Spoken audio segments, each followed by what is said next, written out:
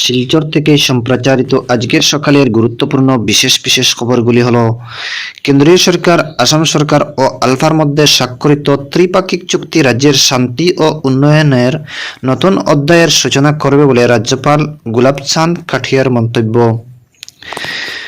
কেন্দ্রীয় প্রতিরক্ষা মন্ত্রী রাজনাথ সিং এর আজ তেজপুর কেন্দ্রীয় বিশ্ববিদ্যালয়ের 21তম সমাবর্তনে অংশগ্রহণ। প্রধানমন্ত্রী নরেন্দ্র মোদীর আজ বেলা 11টায় আকাশবাণীর মন কি বাত অনুষ্ঠানের মাধ্যমে দেশ বিদেশের জনসাধারণের সঙ্গে মত বিনিময়। আসাম পুলিশ পরিবহন বিভাগ এবং আয়কর বিভাগ আজ অর্থাৎ 31 ডিসেম্বর রাত মদ্যপায়ী গাড়ি চালকদের বিরুদ্ধে যৌথ অভিযান চালাবে বলে রাজ্যের আবগারি বিভাগের মন্ত্রী পরিমল শুক্লবৈদ্যের প্রকাশ। মুখ্যমন্ত্রীর হাত ধরেই উন্নয়নে এগোবে দক্ষিণ করিমগঞ্জ, বললেন সিদ্দিক আহমদ। কালিমগঞ্জ পুলিশের উপর হামলাকারী 3 অভিযুক্তের ঠাঁই হাজতে। বাকিদের বিরুদ্ধে শীঘ্রই ব্যবস্থা নেওয়া হচ্ছে, জালানের ফাঁড়ির এসআই। এদিকে করিমগঞ্জ খেবির স্থায়ী অধ্যক্ষ পদে মহেন্দ্র সিং। অন্যদিকে বদরপুর রেল স্টেশনে জিআরপির হাতে ধৃত 2 বাংলাদেশি যুবতী। বদরপুর রেল স্টেশনে কাল 2 অবৈধ বাংলাদেশি যুবতীকে আটক করল জিআরপি। এ ঘটনায় বদরপুর রেল স্টেশনে ব্যাপক চাঞ্চল্যের সৃষ্টি হয়। এদিকে চান্নিঘাটে পিএইচির পাইপ গুড়িয়ে দিয়ে রাস্তা নির্মাণ। 11 মাস ধরে পানীয় জল থেকে বঞ্চিত জনগণ, ক্ষোভ ঠিকাদারের বিরুদ্ধে। অপরদিকে ইসরায়েল হামাসের যুদ্ধে সমাপ্তি ঘটাতে পারবেন মোদি, দাবি জামা মসজিদের ইমামের। প্যালেস্তাইনে ইসরায়েলি সেনার হামলা ঠেকাতে মুসলিম দেশগুলির যে পদক্ষেপ নেওয়া উচিত ছিল তা তারা নেয়নি, এটা খুবই দুর্ভাগ্যজনক। অন্যদিকে মাঘ বিহুর পর গুয়াহাটিতে সাংবাদিক সম্মেলন করব, পাল্টা তোপ প্রদীপের। লাচিত সেনাকে সাদা সেনা আখ্যা দিল বিডিএফ। অন্যদিকে ত্রিপাক্ষিক শান্তি চুক্তিতে স্বাগত জানালো বিজেপি। আলফার সঙ্গে সরকারের শান্তি চুক্তিকে স্বাগত জানিয়েছে বিজেপি প্রদেশ কমিটি। এবং সর্বশেষ খবরটি হচ্ছে, রাম শুধু হিন্দুদের নন, গোটা বিশ্বের, বললেন ফারুক আবদুল্লাহ। দর্শক বন্ধুরা, এতক্ষণ শুনলেন খবরের শিরোনাম, এবারে শুনেন বিস্তারিত আলোচনা। আসামের রাজ্যপাল শ্রী গুলাবচাঁদ কাটারিয়া কেন্দ্রীয় সরকার, রাজ্য সরকার ও আলফার মধ্যে স্বাক্ষরিত ত্রিপাক্ষিক শান্তি চুক্তিতে ঐতিহাসিক বলে মন্তব্য করেছেন। চুক্তি সম্পাদিত হওয়ার জন্য কেন্দ্রীয় সরকারের গ্রহণ করা পদক্ষেপকে রাজ্যপাল কাটারিয়া ভূয়সী প্রশংসা করেছেন। এক বিবৃতিতে রাজ্যপাল বলেছেন যে এই শান্তি চুক্তি আসামের শান্তি এবং উন্নয়নের এক নতুন অধ্যায়ের সূচনা করবে। আসামবাসীর জন্য এটি একটি ঐতিহাসিক মুহূর্ত বলেও তিনি মন্তব্য করেন। প্রধানমন্ত্রী নরেন্দ্র মোদীর দূরদর্শী নেতৃত্বেও তিনি প্রশংসা করেন। এদিকে গতকাল নতুন দিল্লিতে সম্পাদিত ঐতিহাসিক চুক্তির 10 নম্বর দফার মাধ্যমে আসামের পরিকাঠামো তথা উন্নয়নমূলক প্রকল্পের কেন্দ্রীয় সরকার 1,50,000 কোটি টাকা ব্যয় করবে। এর মধ্যে আগামী 5 বছরে 60টি পরিকাঠামোমূলক প্রকল্পের জন্য ব্যয় করা 1 লক্ষ কোটি টাকা অন্তর্ভুক্ত হয়েছে। এছাড়া উন্নয়নমূলক প্রকল্পে 50 থেকে 80,000 কোটি টাকা ব্যয় করা হবে। পরবর্তী 5 বছরের জন্য চুক্তিটিতে 5,000 কোটি টাকার বিশেষ উন্নয়নমূলক প্যাকেজ সন্নিবিষ্ট করা হয়েছে। চুক্তি অনুযায়ী কেন্দ্র ও রাজ্য সরকার প্রতি বছর 500 কোটি টাকা করে ব্যয় করা তহবিলের মাধ্যমে আসামে Indian Institute of Management Guwahati, School of Planning and Architecture, Indian Institute of Science Education and Research ও রেলওয়ে সামগ্রী প্রস্তুতকারী কারখানা সহ বেশ কয়েকটি প্রতিষ্ঠান নির্মাণ করা হবে। এদিকে চুক্তি অনুযায়ী রাজনৈতিক অধিকার সুনিশ্চিত করতে ভোটার তালিকায় বিদেশি বা অবৈধ অনুপ্রবেশকারীর নাম অন্তর্ভুক্ত না হওয়া নিশ্চিত করার কঠোর ব্যবস্থা থাকবে। পৌরসভা, নগর নিগম ও পঞ্চায়েত অন্যান্য পিছিয়ে পড়া জাতির সংরক্ষণের বিষয়টি তদারকি করার জন্য একটি সমিতি গঠন করা হবে। চুক্তি অনুযায়ী স্থানীয় লোককে জমি প্রদান করার লক্ষ্যে রাজ্যের বেদখলমুক্ত জমিকে অন্তর্ভুক্ত করে ভূমি ব্যাংক স্থাপন করা হবে। রাজ্যের মৃতপ্রায় চা বাগানগুলির সমস্যা অধ্যয়ন করে বাগানগুলিকে পুনরুজ্জীবিত করার উদ্দেশ্যে সমিতি গঠন করা হবে। চুক্তি অনুযায়ী আসামের 7টি জেলার জাতীয় পরিচিতি, সংস্কৃতি, ঐতিহ্য, শিল্পকলা ইত্যাদি অধ্যয়নের জন্য সাংস্কৃতিক একাডেমি ও গবেষণা কেন্দ্র স্থাপনের সিদ্ধান্ত গ্রহণ করা হয়েছে। চুক্তির 9 নম্বর দফায় আলফার চাহিদা অনুযায়ী রাজ্যের শিক্ষা, রেল, বন্যা, নদীভাঙ্গন প্রতিরোধ, পর্যটন, ক্রীড়া, কৃষি, দক্ষতা বিকাশ, জৈব ইন্ধন ক্ষেত্র ইত্যাদির সর্বাঙ্গীন উন্নয়নের গুরুত্ব আরোপ করা হয়েছে। এদিকে কেন্দ্রীয় সরকার, রাজ্য সরকার এবং আলফার মধ্যে স্বাক্ষরিত ত্রিপাক্ষিক শান্তি চুক্তিতে ভারতীয় জনতা পার্টির আসাম রাজ্য কমিটি স্বাগত জানিয়েছে। কাল গুয়াহাটিতে অনুষ্ঠিত একটি সাংবাদিক সম্মেলনে রাজ্যসভার সাংসদ পবিত্র মার্গেরিটা এই চুক্তি সম্পাদনের জন্য কেন্দ্রীয় সরকার এবং মুখ্যমন্ত্রী ডক্টর হিমন্ত বিশ্ব শর্মাকে ধন্যবাদ জ্ঞাপন করেন। আগামী 2-1 দিনের মধ্যে এই চুক্তির বিস্তারিত বিবরণ জনসমক্ষে প্রকাশ করা হবে বলে বিজেপির এই প্রবীণ নেতা জানিয়েছেন। তিনি বলেন যে বিজেপি ক্ষমতায় আসার পর থেকে উত্তর পূর্বাঞ্চলে শান্তি ও উন্নয়নের পরিবেশ সৃষ্টি হয়েছে।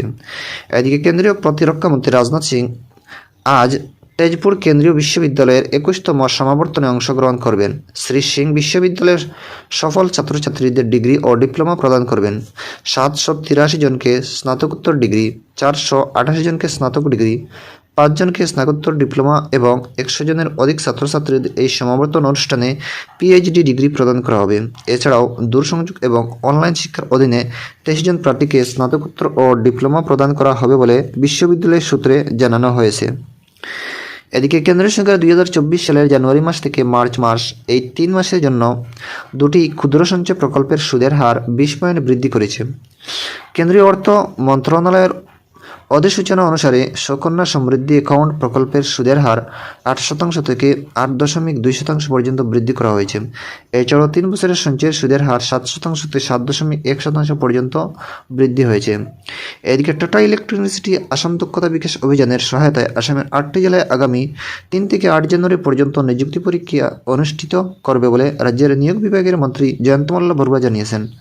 বেঙ্গালুর নরসাপুরে FATP ফ্যাসিলিটির জন্য 1000 মহিলা প্রার্থীকে নিযুক্তি প্রদান করার উদ্দেশ্যে এই নিযুক্তি পরীক্ষা অনুষ্ঠিত করা হবে। এই নিযুক্তি প্রক্রিয়ায় অংশগ্রহণ করতে ইচ্ছুক মহিলা প্রার্থীর আবেদনপত্র দাখিল করতে মন্ত্রী শ্রী বড়ুয়া আহ্বান জানিয়েছেন। প্রধানমন্ত্রী নরেন্দ্র মোদী আজ বেলা 11টায় আকাশবাণী মন কি বাত অনুষ্ঠানে দেশ বিদেশের জনগণের সাথে মত বিনিময় করবেন। এটি হবে মন কি বাত অনুষ্ঠানের 108তম পর্ব। অনুষ্ঠানটি আকাশবাণী ও দূরদর্শনের সব নেটওয়ার্ক, আকাশবাণী সংবাদ website www.newsair.com, news air mobile app শোনা যাবে। এই অনুষ্ঠানে আকাশবাণী, ডিডি নিউজ, প্রধানমন্ত্রী দপ্তর এবং তথ্য ও সম্প্রচার মন্ত্রকের ইউটিউব চ্যানেলেও শোনা যাবে। অনুষ্ঠানের অব্যবহিত পরে এই আঞ্চলিক ভাষার অনুবাদ শোনা যাবে। আঞ্চলিক ভাষার অনুষ্ঠানটি রাত 8টায় পুনরায় প্রচার করা হবে। এদিকে আসাম পুলিশ, পরিবহন বিভাগ এবং আয়কর বিভাগ আজ অর্থাৎ 31 ডিসেম্বর রাত মদ্যপায়ী গাড়ি চালকদের বিরুদ্ধে যৌথ অভিযান চালাবে বলে রাজ্যের আবগারি বিভাগের মন্ত্রী পরিমল শুক্লবৈদ্য জানিয়েছেন। সড়ক সুরক্ষার প্রতি বিশেষ সচেতনতা সৃষ্টির লক্ষ্যে এই অভিযান চালানো হবে বলে তিনি জানিয়েছেন। এদিকে আসাম পুলিশের সঞ্চালক প্রধান জিপি সিং আজ রাত রাজ্যের পুলিশ বাহিনীকে বিশেষ সতর্কতামূলক পদক্ষেপ গ্রহণ করার নির্দেশ দিয়েছেন। সড়কের প্রত্যেক স্থানে পুলিশ বাহিনী অসামরিক পোশাকে অভিযান চালাবে বলেও তিনি জানিয়েছেন। রাতের বেলা রেস্টুরেন্টগুলির খোলা থাকা সম্পর্কেও নির্দেশনা জারি করা হয়েছে। নির্ধারিত সময়ের মধ্যে রেস্টুরেন্টগুলি বন্ধ না করলে কর্তৃপক্ষের বিরুদ্ধে উপযুক্ত ব্যবস্থা গ্রহণ করা হবে বলে তিনি সতর্ক করে দিয়েছেন। উল্লেখ্য যে মদ্যপান করে দ্রুত গতিতে বাহন চালানো লোকদের বিরুদ্ধে আগামী কয়েক মাস অভিযান চালানো হবে বলে ইতিমধ্যে বিভিন্ন জেলা প্রশাসন প্রকাশ করেছে। এদিকে 2024 সালের সাধারণতন্ত্র দিবসের জন্য কাল দিল্লি ছাউনির কারিয়াপ্পা প্যারেড গ্রাউন্ডে সর্বধর্ম পূজার মাধ্যমে এনসিসি শিবির আরম্ভ হয়েছে। 1 মাসব্যাপী অনুষ্ঠিত এই শিবিরে দেশের বিভিন্ন রাজ্য ও কেন্দ্রশাসিত অঞ্চলের 2274 জন ক্যাডেট অংশগ্রহণ করেছে। এবারের শিবিরে সর্বাধিক 907 জন মেয়ে ক্যাডেট অংশগ্রহণ করেছে।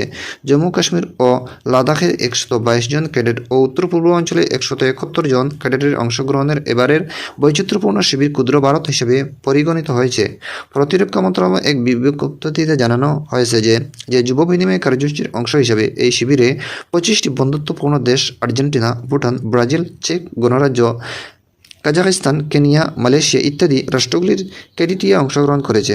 এনসিসি এর সঞ্চালক প্রধান গুরুবীর পাল সিং সব ক্যাডেটকে অংশগ্রহণ করতে আহ্বান জানানো সহ এই শিবিরের প্রতিটি কার্যসূচি থেকে সর্বাধিক লাভ আহরণের জন্য আহ্বান জানান। ক্যাডেটের মধ্যে দেশপ্রেম, নিয়মানুবর্তিতা ও নেতৃত্বের গুণগুলিকে উদ্বুদ্ধ করার জন্য এই শিবিরের আয়োজন করা হয়েছে। এদিকে উত্তর কাছাড় পার্বত্য স্বশাসিত পরিষদের আসন্ন নির্বাচনের জন্য তৃণমূল কংগ্রেসের কাল হাফলং ও নির্বাচনী ইশতেহার প্রকাশ করেছে।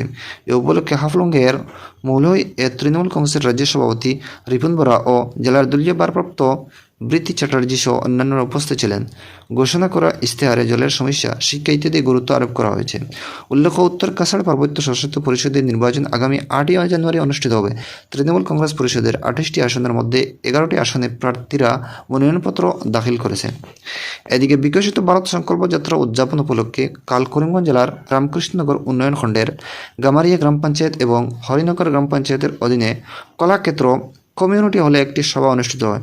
এতে কেন্দ্রীয় সরকারের প্রচার গাড়ির মাধ্যমে দেশের সামগ্রিক উন্নয়ন যাত্রার ভিডিও প্রদর্শন করা হয়। সভাস্থলে সরকারি বিভিন্ন বিভাগের কর্মতৎপরতা প্রদর্শনের জন্য স্টল খোলা হয়। এতে বিভিন্ন বিভাগের গৃহীত প্রকল্পের দ্বারা উপকৃত ব্যক্তিরা তাদের লাভবান হওয়ার অভিজ্ঞতা বর্ণনা করেন। আজকের এই প্রকল্পে যাত্রা পঞ্চায়েত প্রতিনিধি, বিধায়ক প্রতিনিধি সহ বিভিন্ন বিভাগের আধিকারিকরা উপস্থিত ছিলেন। দর্শক বন্ধুরা, আজকের সকালের গুরুত্বপূর্ণ বিশেষ খবর এখানেই।